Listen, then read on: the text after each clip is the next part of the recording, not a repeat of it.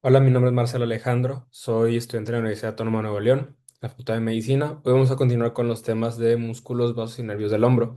Como ya vimos en el tema de huesos del hombro, el hombro como tal es una región de transición entre el miembro superior y el tronco.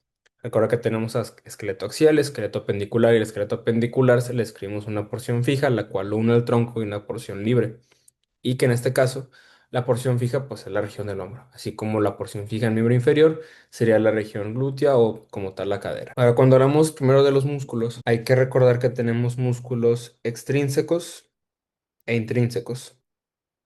Un músculo extrínseco se refiere a aquel que donde actúa es diferente a donde se origina, mientras que un músculo intrínseco se origina y actúa en la misma región.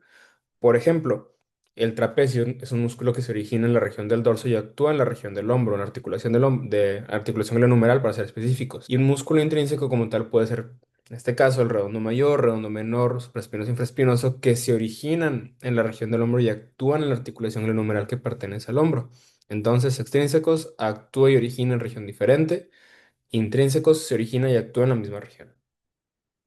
Ahora bien, en cuanto a los músculos extrínsecos, que son los primeros que revisamos, tenemos al trapecio, al pectoral mayor, a los romboides tanto el mayor como el menor, alrededor de la escápula, junto con su origen, inserción e inervación correspondiente. Comenzando con el trapecio, este ya lo vimos, es un músculo triangular con su base hacia la línea media, el cual se origina desde la línea nucal superior, la protuberancia occipital externa, el ligamento nucal y las apófisis espinosas desde la C7 o T1 hasta la T12. Este recuerden que tiene tres tipos de fibras. Tiene fibras superiores, fibras intermedias y fibras inferiores. Las fibras superiores tienen la acción de elevar el hombro. Las fibras intermedias de promover una retracción escapular. Y las fibras inferiores tienen una doble acción, ya que tanto generan una rotación interna como un descenso. En este caso, pues del hombro. Sus fibras de inserción son características, ya que se insertan en tres puntos diferentes. Se inserta tanto en el borde superior de la espina escapular, en el borde medial del acromión, incluso lo vemos desde una vista anterior, aquí está el borde medial del acromión, y se continúa insertando en el borde posterior del tercio lateral de la clavícula. Recuerden que la clavícula la describimos, son tres tercios, el lateral es la inserción del trapecio y del deltoides, el medial para el esternocleidomastoideo, y el tercio medio como tal queda desprovisto de inserción. Su inervación es por el nervio accesorio, el cual también es conocido como el nervio espinal, y este es el par craneal, específicamente el número 11. Continuando con el pectoral mayor, este se encuentra en la cara anterior.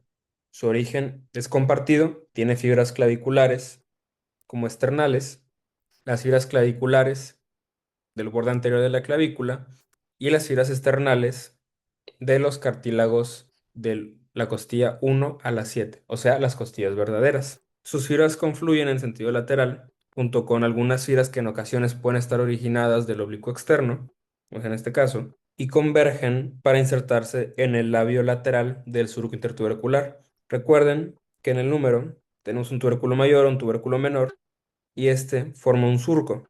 En este surco tenemos un labio lateral, un labio medial. El labio lateral es la inserción del pectoral mayor, el labio medial del redondo mayor y el piso es la inserción del dorsal ancho. Algo a recalcar, las fibras del pectoral mayor parece como si se estuvieran rotando. Esto es porque a medida que las fibras confluyen, las fibras inferiores rotan en sentido posterior, o sea, hacia atrás, y las fibras superiores rotan en sentido anterior, de tal manera que lo que es superior se vuelve inferior y lo que es inferior se vuelve superior. Entonces es como si estuviera girando al momento de que se inserta. Esto podemos ver como si ayudara más al momento de hacer la flexión del hombro y es un dato característico que también comparte con el dorsal ancho. Su inervación es dada por el nervio pectoral lateral. ¿Cuál es su función? La flexión, aducción de la articulación del hombro. Continuando con los romboides mayor y menor. Hay que recordar que los romboides tenemos al mayor siendo inferior al romboides menor. Ponerle aquí mayor, menor. El romboides menor se origina de las apófisis espinosas de C7 a T1. En cuanto al romboides mayor, este se origina de las apófisis espinosas de las vértebras de T2 a T5. Ambos músculos se insertan en el borde medial de la escápula, únicamente que el romboides menor se inserta superior al origen de la espina de la escápula y el romboides mayor inferior al origen de la espina de la escápula. Ambos se encuentran inervados por el mismo nervio, que es el nervio escapular dorsal. ¿Cuál es su acción? Permite la retracción escapular. ¿Qué puede ser esto? O una acción que podemos como relacionar a esto es como cuando nos ponemos hiperderechos o como cuando estamos en firmes. Ahora, el elevador de la escápula, o también conocido como el angular del omóplato, este músculo de acá, se origina de los tubérculos posteriores de las apófisis transversas de C1 a C4. ¿Qué son los tubérculos posteriores de las apófisis transversas? Bueno, hay que recordar que las vértebras cervicales, además de que son bífidas, sus apófisis transversas cuentan con un agujero transverso, el cual es atravesado por la arteria vertebral. Es entonces que este agujero, además de ser una característica, genera una separación, de tal manera que las vértebras cervicales en sus apófisis transversas tienen un tubérculo anterior y un tubérculo posterior. También se escribe que son como medio acanaladas, o sea, forman una canaleta, pues. Del tubérculo posterior se originan las fibras del angular del omóplato. Sus fibras descienden y se dirigen en sentido lateral y se insertan en el ángulo medial o superomedial de la escápula. ¿Cuál es su acción? Pues lo que menciona el nombre, elevar la escápula. ¿Cuál es otra acción que a veces también se le puede dar? Que permite la rotación.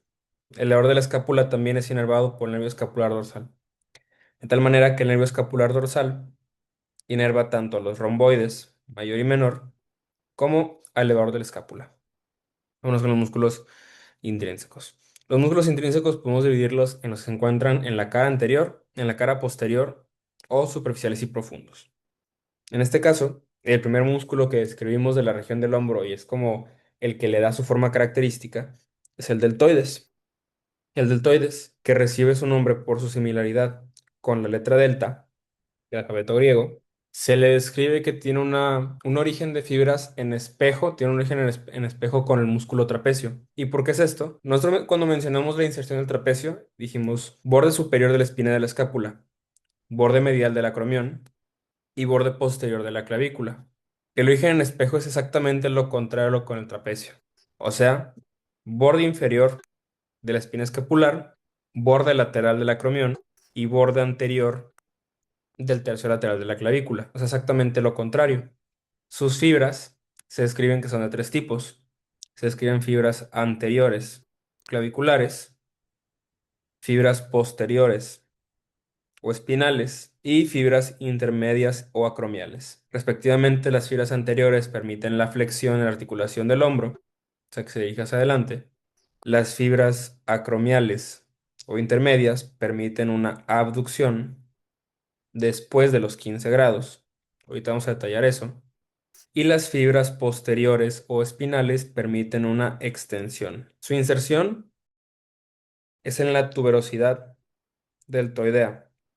La tuberosidad deltoidea no es lo mismo el tubérculo deltoideo. El tubérculo deltoideo se encuentra en la espina de la escápula, mientras que la tuberosidad deltoidea o impresión deltoidea se encuentra en el húmero, es donde se inserta. Ya una vez que nosotros hablamos del deltoides y decidimos descubrirlo, nosotros vemos los músculos profundos del hombro, los músculos que propiamente son los intrínsecos de la región del hombro, ya que se originan y actúan en la misma región y articulación. Primero empezamos con los de la cara posterior, le escribimos en la cara anterior, el subescapular y en la cara posterior todos los demás. En este corte, aquí se retiró tanto al trapecio y al deltoides. El primero de los músculos que escribimos de la cara posterior es el supraespinoso. Inferior a este, tenemos al infraespinoso. Inferior a este, al redondo menor. E inferior a este, al redondo mayor. Comenzando con el supraespinoso, este se origina de los dos tercios mediales de la fosa supraespinosa, la cual es esta de acá. Su tendón se dirige en sentido lateral, o sea, hacia afuera, y se inserta en la carilla superior del tubérculo mayor del húmero. Hay que recordar que en el tubérculo mayor tenemos una carilla superior, una carilla intermedia y una carilla inferior. La carilla superior es la que corresponde al supraespinoso. El supraespinoso, ¿cuál es su acción o qué es lo que hace? Ahorita cuando hablamos del deltoides, hablamos cómo es que este permite, con sus filas espinales o intermedias, la abducción después de los primeros 15 grados. Los primeros 15 grados como tal los genera el supraespinoso. ¿Cómo pudiéramos mencionar este movimiento de primeros 15 grados? Bueno, es el inicio de la abducción del hombro. O sea, cuando tú estás abriendo, por así decirlo de una manera muy simplista, ese movimiento inicial lo genera el supraespinoso. Y ya después de los 15, incluso uno puede sentir cómo es que se relaja el supraespinoso y hay una mayor acción del deltoides. Continuando con el infraespinoso, este se origina de la fosa infraespinosa, que recuerda que la fosa supraespinosa e infraespinosa se encuentra dividida por la espina de la escápula y el infraespinoso sus fibras convergen en sentido superior y lateral y se insertan en la carilla intermedia del tubérculo mayor. El infraespinoso su acción principal es la rotación. ¿Qué tipo de rotación? Lateral, o sea, hacia afuera. Y luego en la carilla inferior del tubérculo mayor tenemos la inserción del redondo menor. El redondo menor se origina del borde lateral de la escápula. Las fibras ascienden y convergen y se insertan en la carilla inferior del tubérculo mayor. Y este, al igual que el infraespinoso ayuda a la rotación lateral, de tal manera que es un sinergista. La inervación tanto del supraespinoso como del infraespinoso es a cargo del nervio supraescapular.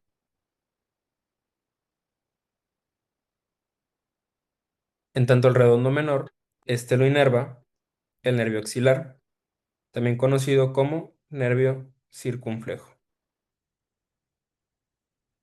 Ahora, una vez que hablamos de los músculos de la cara posterior, en la cara anterior nada más tenemos un solo músculo que es el músculo subescapular.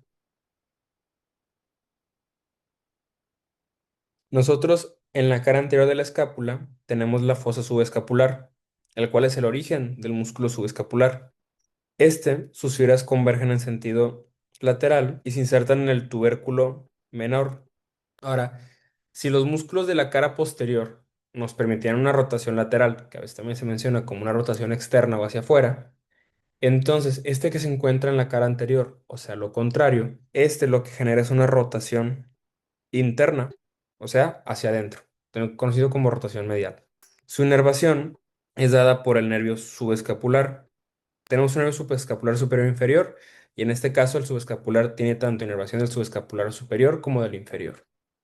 Todos estos músculos, además de tener un origen, inserción y una acción, generan espacios. Antes de pasar a los vasos y nervios, hay que hablar de los espacios que están formando estos músculos. Como tal, los espacios lo que nos permiten son una vía de entrada a diferentes regiones o incluso en la misma región, pero a diferentes lados. Tenemos cuatro espacios: el agujero supraescapular,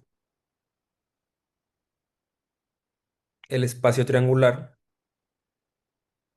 el espacio cuadrangular